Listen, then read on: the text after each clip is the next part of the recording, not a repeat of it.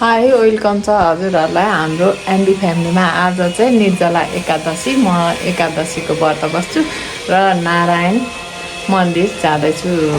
कुन नारायण मन्दिर भन्नु होला भने बुढा नीलकण्ठ।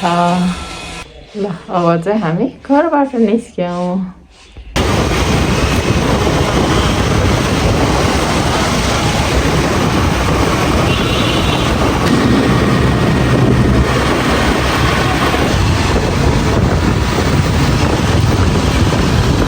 हामी त बच्चा स्कुल पठाएर आएको भएर चाहिँ यतिखेर भएको, अफिस टाइम ठ्याक्कै भएको भएर भिड हुन्छ भनेर चाहिँ भित्रबाट आएर चाहिँ अहिले भर्खर निस्किँदैछौँ। अब चाहिँ आइपुग्न पनि लाग्यो।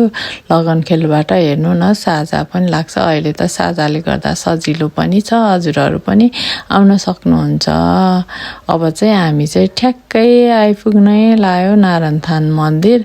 आज बिहिबारको दिन साह्रै नै भिड होला, हेर्नु न नभन्दै कस्तो भिड रहेछ। अब कसरी दर्शन गर्ने होला खै विचारै गर्नुपर्छ।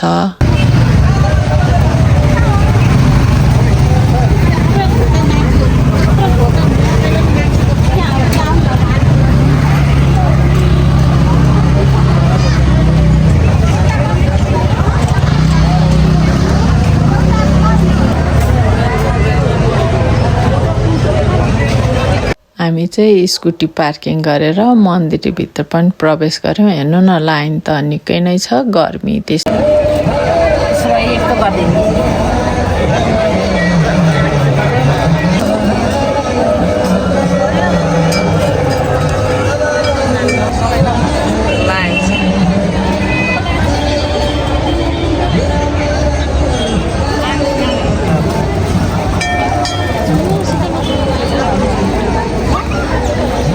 बेबी आइपुग्दा चाहिँ घर पुग्नु पर्ने भएको भएर चाहिँ अब हामी चाहिँ यसो बाहिर नै परिक्रमा गरेर जाने निधो गरेर अब मैले चाहिँ यतै नै पूजा गर्ने र आफूले ल्याएको फुल अक्षताहरू पनि यही वरिपरि चढाउने विचार गरेँ। हेर्नु न घामले गर्दा, गर्मीले गर्दा अनुहार पनि कस्तो भएको छ।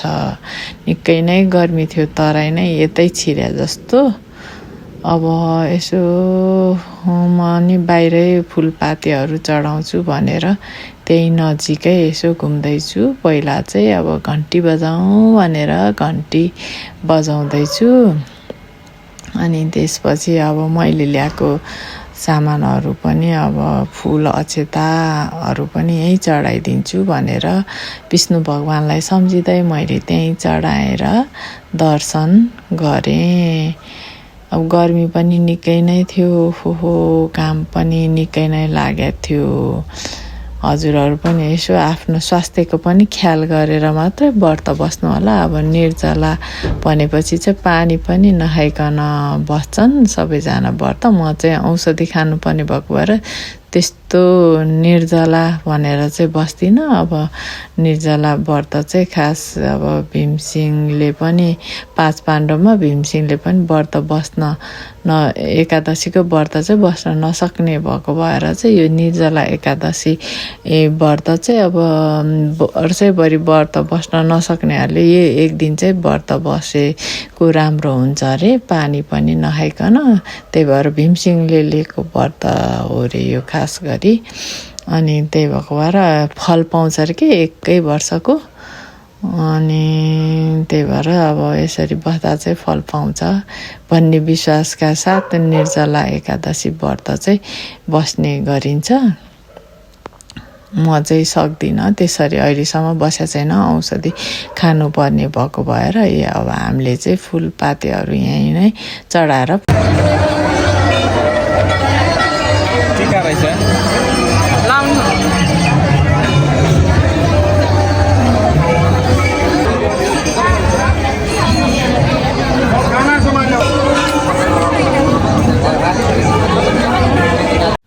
म पनि टिका लगाउनलाई अगाडि बढेँ। पूजाआजा सकिहाल्यो, अब टिका लगाउनु पर्यो यहीँ भनेर म पनि अगाडि बढेँ।